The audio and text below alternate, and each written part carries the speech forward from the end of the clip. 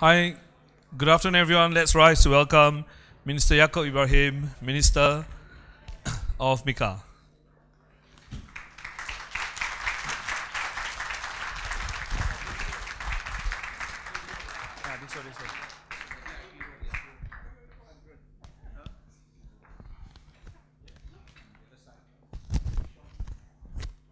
A warm welcome to Minister and all our guests, which include the many contributors to this Rainforest book. Today we're going to do 4 things as usual, and the museum has an event. We try to stuff many exciting things into a single package. And we will launch the latest in the Private Lives book, and this book features the rainforest. We will honor then 2 esteemed colleagues who are well known within the community. And then we'll launch a digital nature archive, which we are quite excited about. So 4 things in one package. And to start us off with the Rainforest book introduction is Professor Peter Ng. He's Director of Raffles Museum and Tropical Marine Science Institute. Okay, if you are wondering whether I have anything to do with this book, the answer is no. But the editors of the new book are all very cowardly. So I've got the unpleasant job of showcasing the book. As all of you know, ExxonMobil has been very kind over the last few years, and they have sponsored a lot of projects on natural history and conservation, in particular 3 books, which we titled The Private Lives, which takes a slightly different approach to highlighting natural history in Singapore, looking at habitats and the strange things that happen inside, written in a way that everybody can understand. And of course, the 3 books have been launched successfully over the years. The gentleman who launched the books, of course, traditionally has been the Minister for the Environment. Okay, 3 books were launched by him. And today, we actually are going to launch the 4th book. Now, the 4th book, after doing freshwater, seashores, and of course freshwaters, is only appropriate that we do one on rainforests, right? And the moment is very opportune, of course, because at the moment I am told that we are hosting all sorts of green activities in Singapore, like City Summit, Singapore National Water Week, and a host of other things linked to sustainable development and city development. So showcasing rainforests is very relevant. Now, this book in particular, this 4th book, is actually officially edited by 4 folks, 3 from NUS, the Raffles Museum, and 1 from NIE, Sean. Although they are officially called editors, actually most of the text was written by them as well, right? But they are trying to be very humble and say, yeah, they're editing everybody's work. This 4th book rolls into 14 different chapters about different parts of the rainforest in Singapore, trying to highlight to everybody what are the interesting things still here. So the topics, I'll just quickly run through the chapters, the 14 primary chapters. All right, and the chapters deal with things like what the system is about, the abiotic features. It's quite standard. Then it goes on to some of the interesting components inside the rainforest. Those of you who know your plants, you know on the top right-hand side, these are the fruits, of course, of the hardwoods, right, Shoria. And then as you look at the rainforest, people think it's a very 2-dimensional thing. It's not, it's 3-dimensional. There's upwards as well. There's the trunk, there's the canopy, and there's a different world up there, right? So going up. And the most important group of animals, in my opinion, are not birds, okay? Birds are nothing more than flying dinosaurs, all right? To me, they're not important. Invertebrates are much more important, all right? This is one of my favorite photographs in the books, all right? A fireworks bug, right? The stuff coming out of his rear is actually stuff you don't want to talk about. Then, of course, there's a large number of animals living in the forest that have to move from point to point, and like human beings, they're lazy. Instead of going to the ground and climbing up again, they just jump or fly or glide. From birds to colugos, that's actually one caught in flight with a baby in tow. They actually glide with the baby hanging on for dear life. And there are snakes even in our forest, right? That's a tree snake. They actually glide. And all these things are still present in the rainforest of Singapore. Actually, the photograph of the wild boar appeared in a different section of the book, but I think the editors were cheeky and they put it here. We have a rather boring problem at the moment in the catchment, right? Huh? No. Tommy, can I talk about shelter? Anyway, in the rainforest, as much as we are conserving it for our own heritage purposes, fact is, in rainforests around the world, we use them for a variety of purposes, from food to drugs and potential bioactives to 1,001 other things. So the forest system is a complex system, and animals and plants living there don't just see our perspective. They are using the forest for food and all sorts of energy cycles. One of the things about the healthy rainforest is that it's a noisy place. All right? The noise is not like Orchard Road traffic. The noise is actually quite calming to the nerves. Right? And it includes bird calls, frog calls, even squirrels, and of course the cacophony of cicadas. When the sound is gone and your forest is quiet, you know something is desperately wrong. Right? So it's good that there's noisy forests. One of the chapters I like very much about this book is they've written a whole section on nocturnal activities. All right? And this actually tells you that the forest doesn't sleep at night, but keeps on its activities. In fact, very often it's even more busy in the evening. It's much busier at night when the animals come out. We actually have fluorescent fungi on the lower right-hand side that glow in the dark, so to speak. We have a very healthy population of bats. A lot of new records and new discoveries of bats are made every year. Right? They are poorly known because they are so cryptic. Slow lorises are here, and of course, we even have several species of owls. So the ecosystem in our rainforest is not too bad. Another nice chapter, of course, are the killers. Okay? In my time when I wrote this, we call them the hunters and killers elite, but now they want to be more politically correct, so they call it fangs, poison, and claws. But these are the animals in the forest that hunt down others for food. They can be as small as a beetle or a caterpillar to as large as a reticulated python. These animals are all in our rainforest. And we have a special chapter on animals that do what they're not supposed to do or pretend to be doing something else. Right? That's a caterpillar, that's a huntsman spider in the top right-hand corner, camouflage against the wood. All right? And of course, we still have things like these, right? Leaf insects, which are found in Singapore. The community is a complex one because you also have an ecosystem that has to recycle its waste, right? And these days, we're always telling, well, our ex-minister for environment, all right? We can learn from the environment by seeing how nature recycles and turns everything back in. A rainforest is a very efficient recycling device, nothing else. Everything that drops down disappears and goes back into the system. Right? From fungi to insects, termites, all breaking everything down and sending everything back in the system as cleanly, as quickly, and efficiently as possible. Human beings, we do have a lot to learn. And of course, community. In a rainforest system, you have different groups of plants and animals living together, trying to come up with a balance. Right? The natural world is a very competitive one, but sometimes the most effective way to compete is to join forces. So they could be your own kind, or you can working with other plants and animals. As all of you know, pollination by bees and wasps on flowers is a key part of the cycle of events. All right? For those of you who like plants, you can say that the plants are actually taking advantage of the insects. Right? Their sex lives are run by insects. Now, the one part that, of course, amuses most of us is through our stomachs. What can we eat from the rainforest? All right, and the editors have rounded out a whole bunch of plants that the rainforest provides: berries, vegetables, fruits. This speaks for itself. I don't have to say anything. All right, and of course, a more unfortunate part, we also harvest a fair amount of timber and other products from the forest. The catch is not what the forest can do, but how to do it in a sustainable way over long term. In the Singapore context, harvesting these things is not so much an option because our rainforests are small. All right? But appreciating what they can offer gets people excited because Singaporeans are naturally, I mean, the first question in the museum everywhere they ask always is, can eat or not? All right? So we have to tell them, get them interested, can eat, but please don't eat. Next.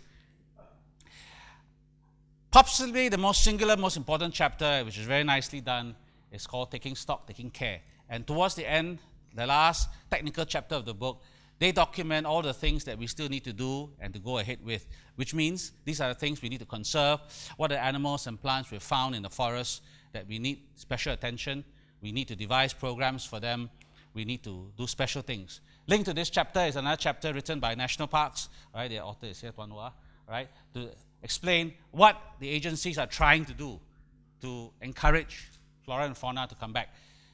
have no illusions about Singapore. We are a very small island. Everything we have needs to have special attention. If you ignore it, it will die. Right? So it requires special attention, and that requires agencies and people and community to actually participate. When this book was written 1.5 years, or starting of the book was written 1.5 years ago, the chief editor, Luan King, and I, we were discussing and said, this will be the last book. So we told our sponsors, ExxonMobil, all right, grand finale, all right, the 4th book on rainforest will be the last book because we have no more plan. Then, of course, as usual, 4 is not a good number.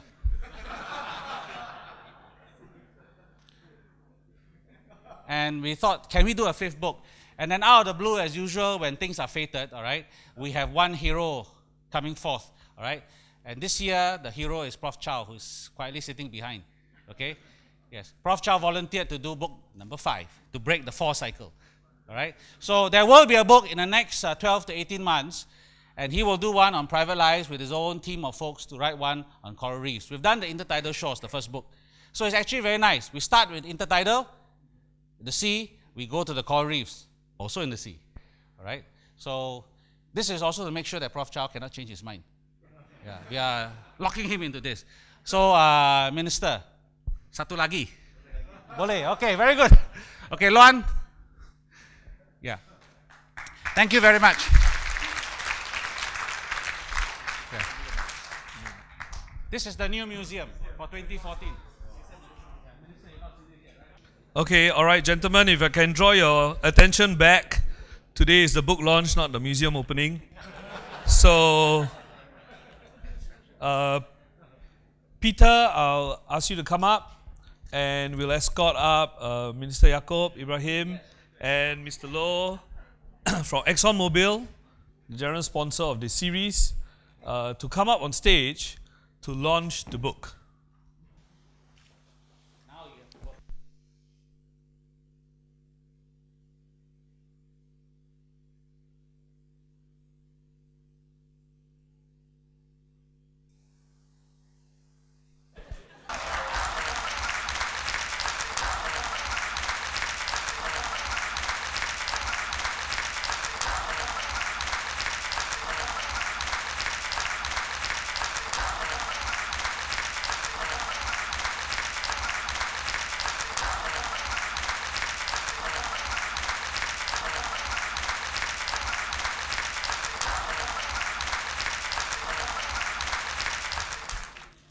So, audience, you realize that's a slightly controversial launch because a tree collapses and all we are left is a book and its images. So, for the young people here, this is the legacy we leave you. Try to recover, restore, and rewild Singapore one day.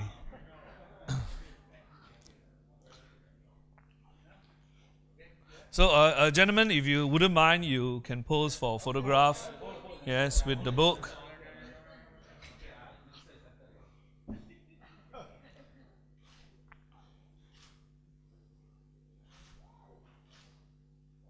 All right, thank you very much. Thank you very much, everyone.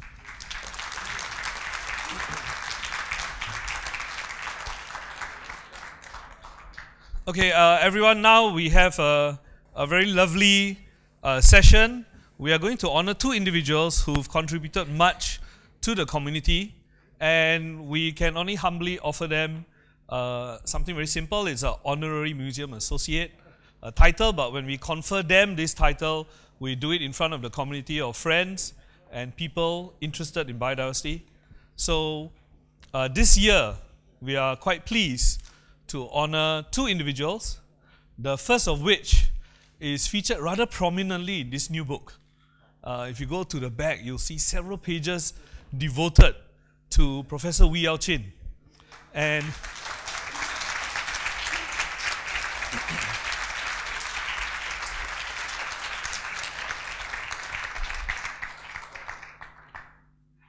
so Prof. Wee is no stranger to many of us. In fact, it was in one of these lecture theatres that I discovered him.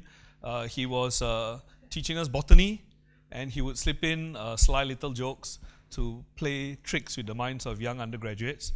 And he taught us how to be irreverent. So all the people I've insulted, it's his fault. And his spirit is definitely going to be embedded well within these walls, because he started out as an undergraduate, innocent and idealistic as all the rest of us. Yeah, and you know, you can see he had a jaunty angle already when graduating. So, and he, like many few biologists, had a second teacher, and that was nature. He spent a lot of time in the forest. I don't know if you recognize that this is actually our forest. This is Bukit Timah, right, where he was studying ferns. And he would, of course, work with many collaborators, some of whom are his seniors by almost 2 decades. This is Prof. Swang Keng, and this is Richard Collette. With him, this when they were young boys exploring the forests of the region. Well, that's Wee Yao Chin, but look who's next to him. Hugh Tan, another eminent botanist. If you like the planting around University Hall, it's thanks to him. It's 3-layered. And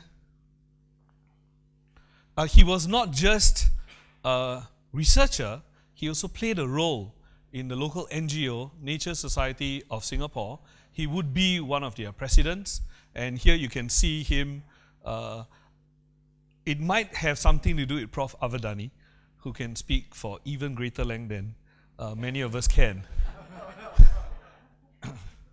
And here he is, with also Prof. Tomiko is in the room, and Clive Briffett on his left passed away recently, and he left a very strong legacy, natural history in Singapore. And this is how many of us knew him as a researcher. He introduced many of us to the plants around Singapore by beginning with an examination in our own backyard. And he opened our eyes to this world around us. And recently, young undergrads actually know him as a birder.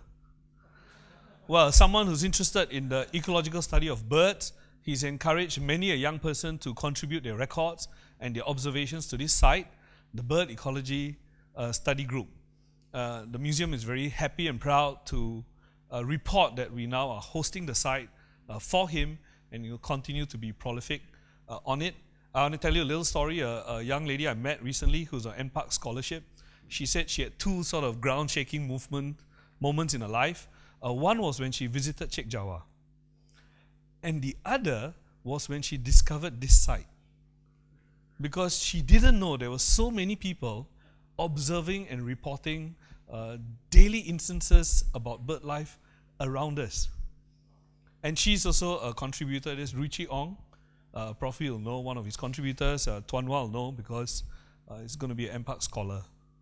So the impact of this site is quite nice, because just like he impacted our lives directly as undergrads, he's now reaching out and impacting undergrads whom he's not even met.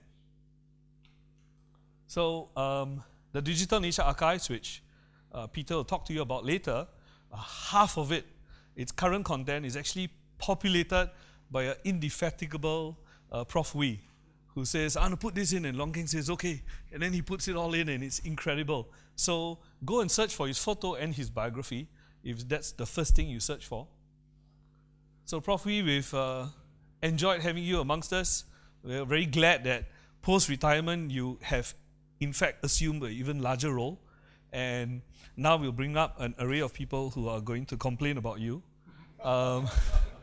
The first is Sean Lam, who can't be with us today because they're all locked up in NTU due to the International Biology Olympiad, but he's amazingly sent us video. Hi everyone, Prof. Tomiko, Prof. Peter Prof. Wee Yao Chin. I'm sorry I can't be there today, and I really feel bad, but thank you to Luan and to Peter for giving me a chance to say hello, and to honor Prof. Wee Yao Chin for your many accomplishments, which cannot be captured even in that lovely essay by Ilsa Sharp. Just wanted to say a few things. First, with regard to your presidency, the Nature Society. You steered us through a very difficult time, breaking away from the M&S, which was our comfort zone, which we'd been in for over 40 years, and wasn't an easy thing. The Lower Pierce, Reservoir Saga, you did so many things. Got us a patron, very nice guy, who the audience just met 2 speakers ago, and you even managed to work with Peter What's your secret? Academically, also, you taught me a lot. You built networks. You encouraged other researchers. You were driven by a sense of duty and not personal gain. Not personal gain. You could have done so many other things, but you chose to, for example, popularize botany, and to this date you are the most prolific and most influential person in empowering regular people to enjoy science, which you still do with the BESG website. Now my notes here are blocked, but just a couple of other things on a personal level. You taught me many things. You're a generous man with your time, with information. You never hesitate to help. You're irreverent and cheeky in a fabulous way. Who else would put a Tau Sa Pao in a practical exam? People were studiously scribbling down, thinking that it was a puffball mushroom, and in fact it's a red bean bao. You wear colorful shirts. I respect that. And finally, you are punctual. You meet deadlines. Your word is your word. Still trying to learn that one, but hopefully I can get there. Prof. Sadly, we don't have much of a sense of history these days. Our young people don't know who our predecessors were. I hope that this publication reverses all of that, because you deserve to be so much better regarded for your many deeds. 20 years ago, you asked me, you've been here for so long, what is it do you actually do? I still don't know, but if I can do even half as much as you've done, I'd be a very happy man indeed. Thank you. Congratulations to Prof. Wei Chin, and I hope this is just the first of what will be many more opportunities to recognize your achievements. Thank you very much. Well, Siva has said his piece about Yao Chin. Sean has said his piece. Sean asked the question, how the devil does Yao Chin work with a character like me? It's a very simple question. Prof. Tomiko some months or years back called me a good troublemaker. Yes, very embarrassing when you tell everybody in a big audience that I'm a troublemaker. Then you qualify by saying he's a good troublemaker. All right? The person to blame is not me. The person to blame is that guy down there. All right? In the years I worked with him as a student, later on as a colleague, together in the Nature Society, M&S and Nature Society, and so on. He's a gentleman and a character. Sean is correct. His word is his bond. And he will go to the ends of the earth or to hell and back, if that means the word has to be kept. He's a man of principle. Even if they start 2 world wars, he will do it. That kind of quality, in order to fight for what you think is right, is a very rare quality these days. And this is a world today when we have to give and take a lot of compromises. And it's unfortunately a rather strange world we're living in. A lot of my troublemaking qualities is his fault. Right. He said, thank you, oh dear. But he's been a good friend over all these years. I must say I've learned a lot from him. All right, we don't always agree, but the spirit is the same, in the sense that his heart for conservation and wanting to do more for students, for young people, for research and so on has always been there. Right? He's one of these old school, he hates that word, I know, academics, all right, with a great love for the topic. It's reflected in the fact that he moved from pineapples to ferns and then finally to birds. Crabs at least lah, sir. Birds are going backwards. But the book, this 4th book, is important because every book in the previous 3, we try to talk about one person that is interesting or influential that field. This one is the most interesting one because it's written by one of his colleagues, by Elsa, right, who wrote a long tribute to a good friend, right? We remove all the scandals, so it's okay, don't worry, don't panic. And all I can say is for the museum, for the community, thank you very much for being with us for so many years. And we expect more work from you for another 10, 20 years as a museum associate, sorry. Yeah? But before I stop, I think one more thing has to be said about you, and this is from another part of your history. Prof. Tomiko, would you like to say something interesting about your ex-classmate?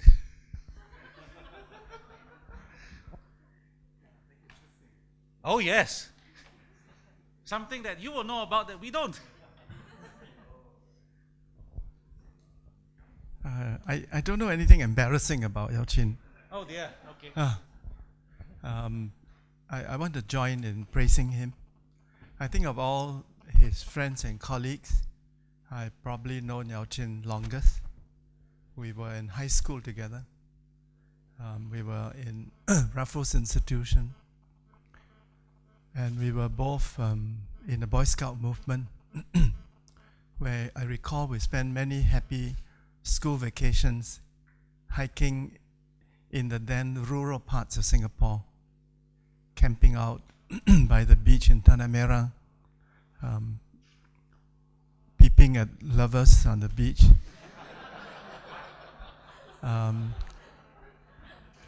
We didn't steal any chickens from the farmers, but we had very good time. And I think from those early days, we developed a love of the great outdoors, a love and respect for nature. We entered the university in the same year, 1957. And during that first year, we stayed together in what was then called the Dunnan Road Hostel, which Kishore Mahbubani has renamed it College Green. We lived together not only in the same hostel, but we actually shared the same room. Because we were pursuing different disciplines, we saw very little each other. I spent most of my time in the law library, and I don't know where Yao Chin was. He had a habit of coming back rather late at night. The best time we had in Dunnan Road Hostel was at the Sorabat stall outside the hostel, which was the kind of then coffee shop of Singapore, where we really bonded with students across many disciplines. We then were both teaching at the university, I in the law school, he in the science faculty, and I guess we've kept up our friendship through all these many decades and years. I confess that I don't have any embarrassing things to say about him, Peter, so I'm sorry. Can't carry out a mandate, but I want to say some good things about him. Yao Chin is a very distinguished botanist and has written many successful books about plants, trees, flowers. Perhaps his initial research was not well chosen. If instead of doing his PhD on pineapple, he had done palm oil, he might have become an enormously rich man. There's not much money in pineapple, I think. And then fern, of course, was worse. So I believe in karma, you know. So I think it is neither in Yao Chin's karma nor mine to make money. But we've led very happy, productive lives. We really interacted a lot during the period when he was president of the Nature Society. It was I who persuaded him that the time had come for us to separate from our Malaysian brothers and sisters.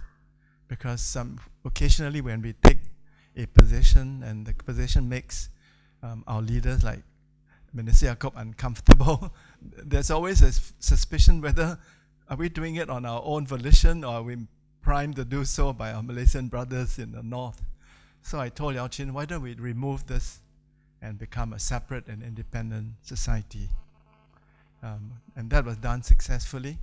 But we've kept up our sisterly ties with the Malayan Nature Society.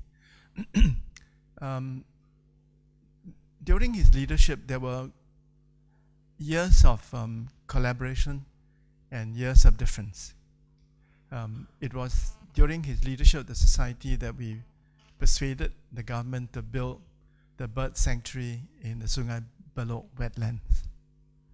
we also persuaded the government to envision having a green master plan. There was, of course, some differences. And the most memorable occasion where there was a sharp difference of opinion was a proposal by the government to cut down some mature trees in Lower Pierce Reservoir in order to make way for a golf course. I think that obviously no environmental impact assessment was done. And if it was done, I hope it was not done by Hugh Tan. But it was, I think it was really a bad idea. And then Yao Chin asked me, what shall we do? So I said, maybe we'll get the scientists who are members of the society to do an environmental impact assessment and submit this to the minister. And when that did not persuade the government, they decided that maybe we ought to be a little more persuasive, and we launched a petition drive. And surprisingly, you know, so many thousands of Singaporeans, including members of parliament, signed the petition. So we submitted the petition to the government. And I think this was an occasion when the society's initiative caught the public imagination, because the people of Singapore embraced the cause. We were not hostile or rude or anything, but I must say I'm very proud of Yao Chin, because during that critical period, some pressure was put upon him. I'm proud to say that, you know, he's a very, as Peter said, he's a very principled character. He doesn't compromise. He would not make a good diplomat, you know. by training and profession, we are trained to always compromise. But Yao Chin refused to compromise. He's not easily intimidated. And at the end of the day, the idea was shelved. And so Yao Chin, I will always remember during that very difficult period when you were president of the society, and when you led the society wisely and with great courage.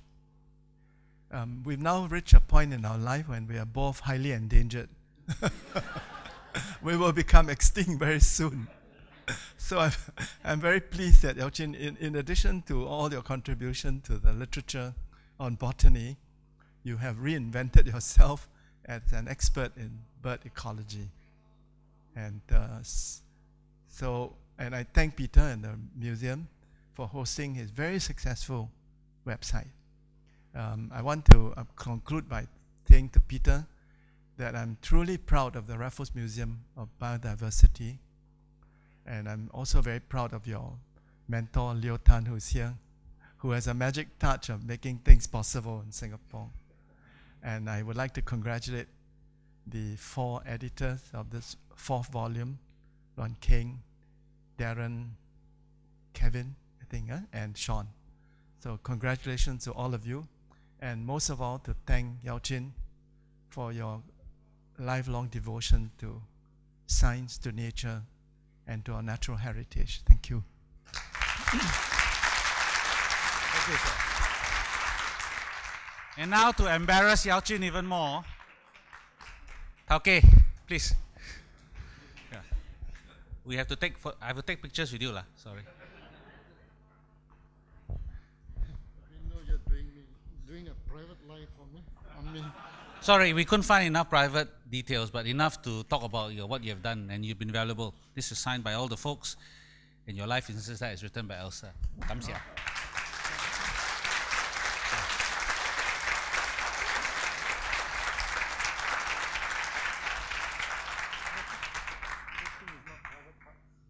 What? I cannot repeat what he just said. Prof, we joins a very unique group of folks in the museum, which we have called Museum Associates. These are volunteers and people who help us in different aspects of the museum. They are mostly retired or private folks, and they are of great interest. There are 2 predecessors, of course, are Ria and Ekiam. I think Ria can't make it today. Ekiam is hiding in there somewhere. Where's Ekiam? Ah, yes, our famous photographer is there. So he's one of the folks through his BSG and other things who will be helping the museum grow into all the big problems that we'll have, challenges we'll have down the road. But there's one more thing we have to do. Siva? We are also now very happy to be able to acknowledge the efforts of another selfless individual who has been very passionate in the natural history community. And her name is Oyi.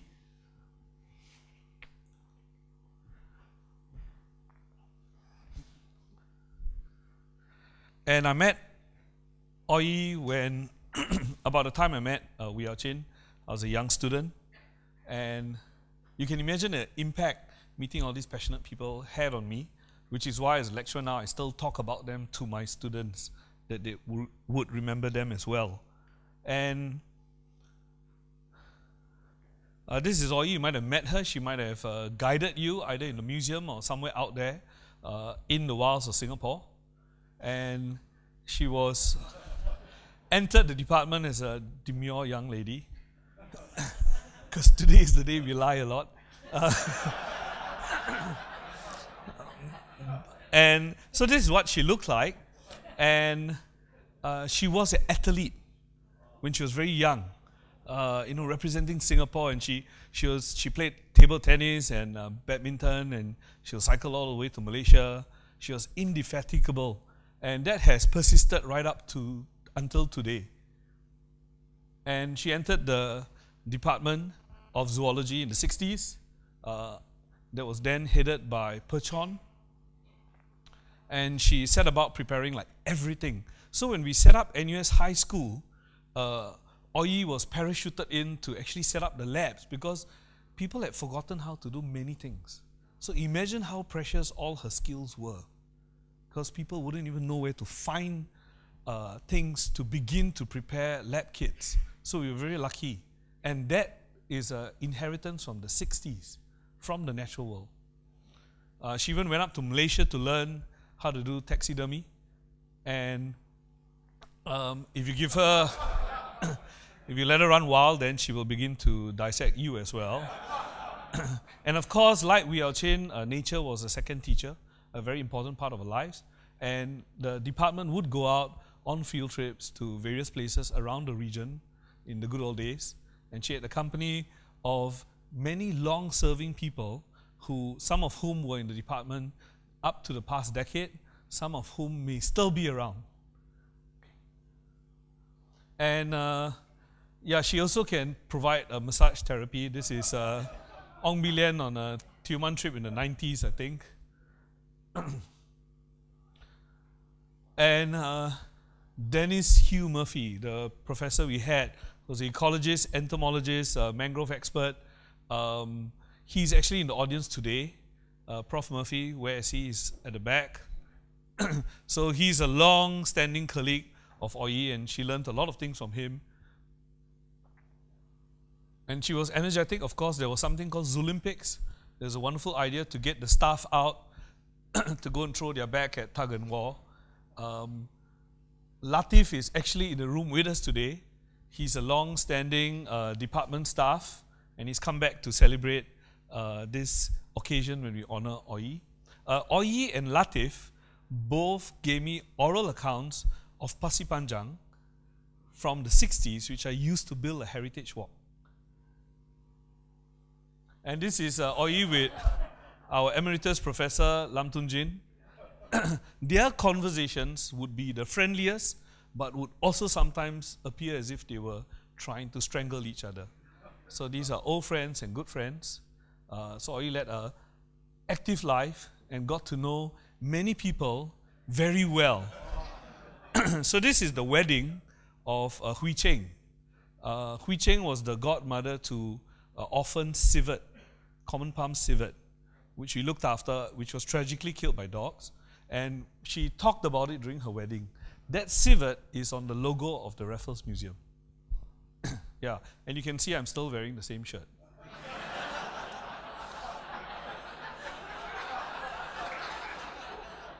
So Oyi inserted herself into the lives of the people around her. And in the last phase of her life in the department, she would become a permanent fixture in Peter Ng's lab. So you see, Peter Ng was much slimmer then, and he also looks quite disgruntled because Oi is standing next to him. So you get an idea of the relationship. And that relationship didn't end with retirement. If anything, she became all-pervading presence, and she took up a very strong role in public education in the museum, both within the museum and going for walks. This is the Battle of Pasir Panjang anniversary walk. And Oi is one person you can put at any place, and then she can start talking until you say, okay, it's time to go.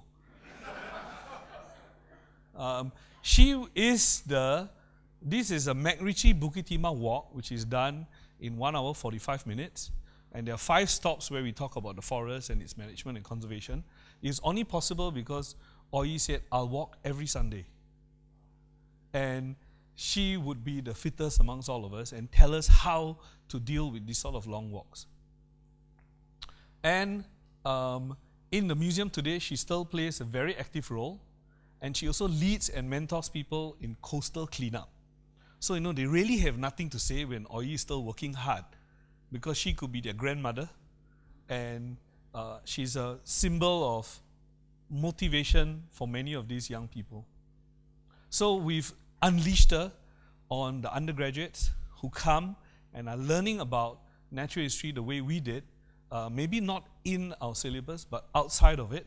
And this is them at Geylang East Public Library after having engaged a whole bunch of people and kids.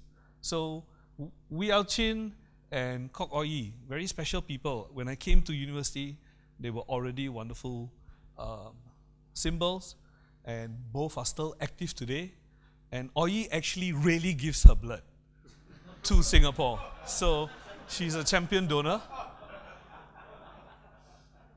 And we are really pleased that she's still active and dynamic and an inspiration and still driving Peter Ng crazy today. Thank you.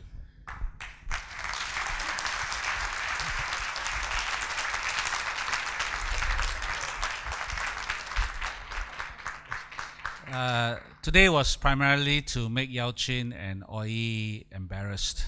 Okay, I hope we've succeeded. Oi is another one of these folks which have done long years of service for the university with great passion. And even after retirement, she doesn't understand what does retirement or getting old means. And she goes towards every exercise with that kind of energy that embarrasses most of us, right? And actually, she's already 150 years old, but she doesn't look that way. No, she's not, of course. Oi, don't do that, lah, sir. Oi is a good friend of all these years. I'm slightly deaf in my left ear because of her constant shouting at me, all right? But other than that, we have a great respect for her, the students, the academic staff, the juniors, colleagues alike. And she has this amazing ability to motivate, energize, and get people to do things, even when they don't want to. And that is an ability that I think many folks don't have today, all right? And she has been an important element of the museum's growth over the last few years of fundraising and support. She's always been there, and she's helped all the younger people grow up as well. And in that sense, that longevity and connection with past and present is so important. So Oi, now my job is to embarrass you.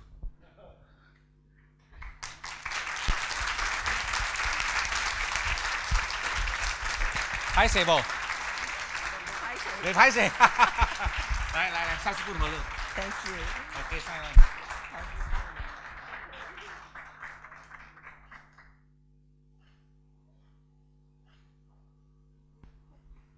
She's very quiet because she's embarrassed.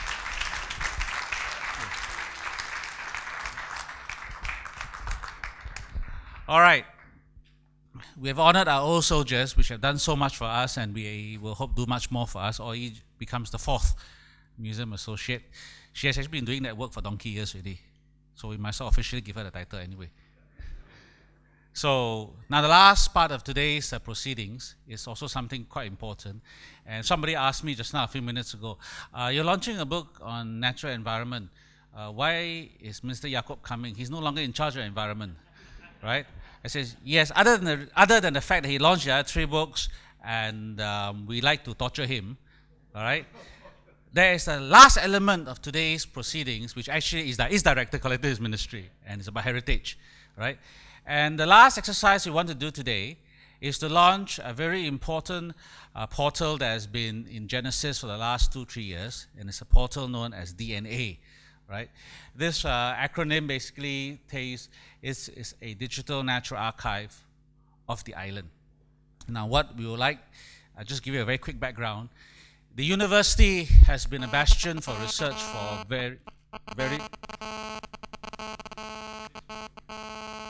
not time yet lah. No. Okay. The university has been a bastion for natural history research and natural heritage research for a long time, ever since it was set up, even when it was a different campus a long time ago. And a lot of students, staff, researchers like Yao Chin, folks like Oi, students past and present have contributed tons of stuff through theses, through photographs and all sorts of things. And they are sitting in libraries and corners all over the place. Not to mention, we have worked with a lot of colleagues, photographers and so on. They have huge archives of all kinds of stuff. And they're all related to Singapore.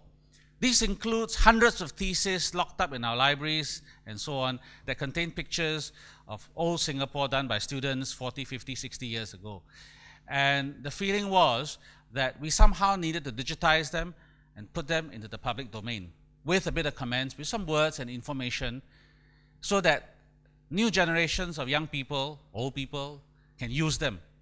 The older folks look at that, our memories come back, right? The younger people cannot believe that Marine Parade was sea, all right? We show them pictures.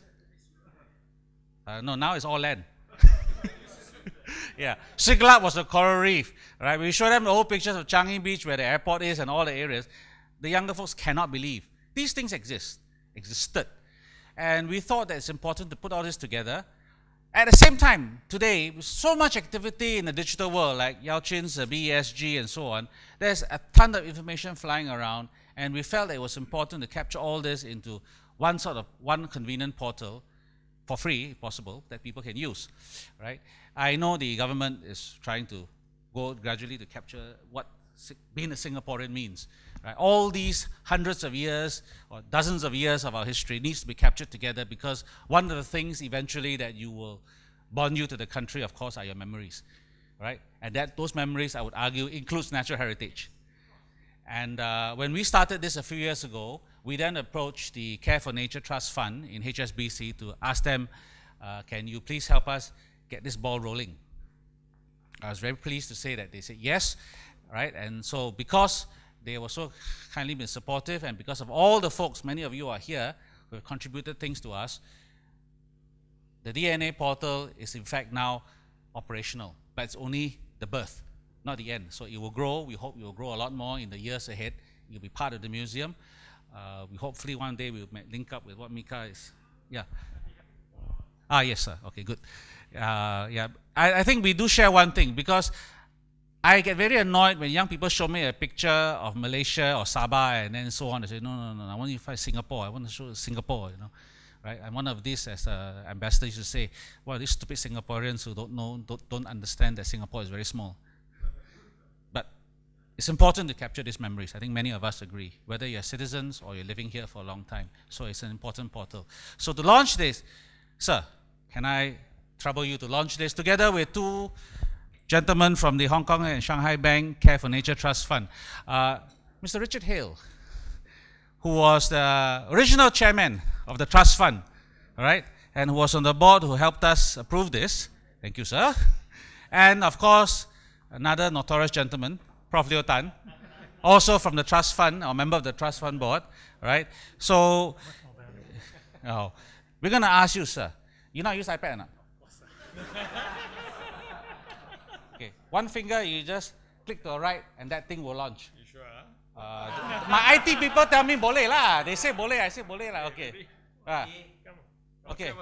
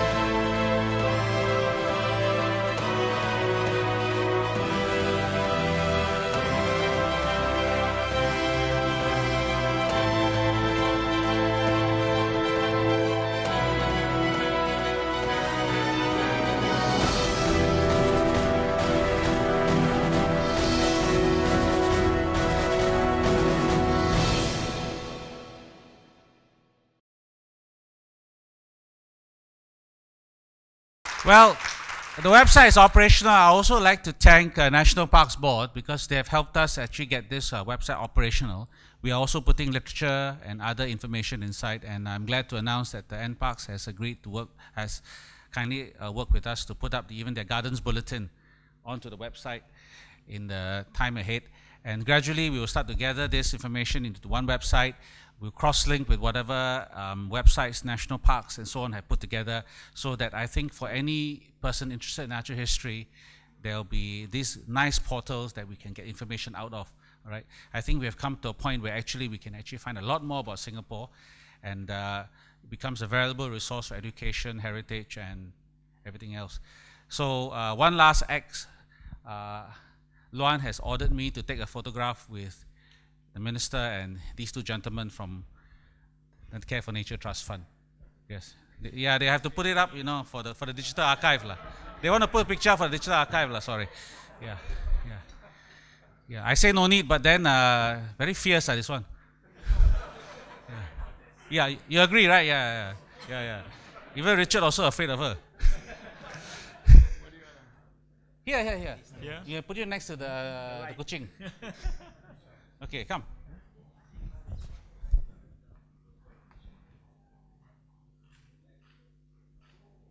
Oh no, Yao-Jun is taking pictures. He put a nice caption. He's going to put it in the ESG.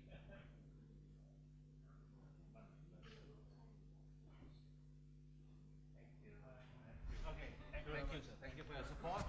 Thank you for coming again. Thank you, sir. Okay. Well, we've come to the end of our event today, but I want to just say a few words.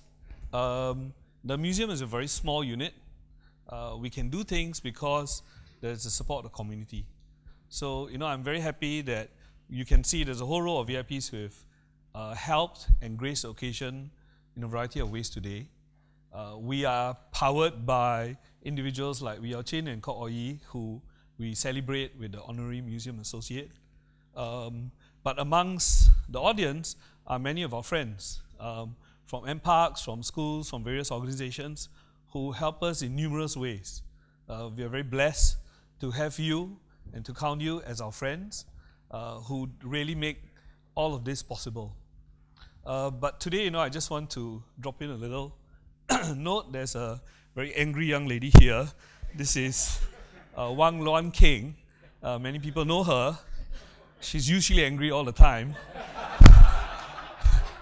and that's how we get a lot of these things done, right? Because if she was really cheerful, we'll still be working on the first book. And I'd like to just, you know, acknowledge all the things that she has done. Thank you very much, Wang King.